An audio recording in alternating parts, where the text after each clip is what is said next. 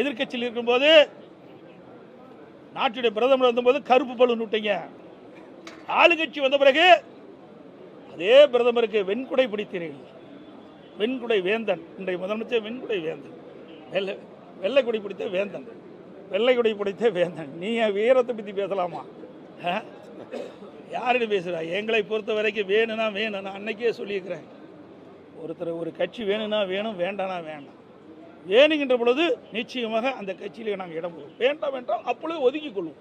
அதுதான் எங்களுடைய நிலைப்பாடு. உங்களை போல உங்கள் கூட்டணி கட்சிகளால் அடிமையை வச்சுட்டு இருக்கிறது நாங்கள் அல்ல. ஒவ்வொரு கட்சியும் தனித்துவமாக செயல்பட வேண்டும். அப்போதான் அந்தந்த கட்சி வளரும். ஆனால் திராவிட முன்னேற்ற கழக தலைமையில் இருக்கின்ற அங்கம் வைக்கின்ற கூட்டணிகளை எந்த காலத்திலையும் வளராது. எல்லாம் அடிமை சாசனம் எழுதி கொடுத்துட்டாங்க. தாயே பேச மாட்டாங்க. காலப்போக்கில் அந்த கூட்டணி கட்சிகள்லாம் காற்றோடு காற்றாக கரைந்து போகும். உஷாராக இருங்க.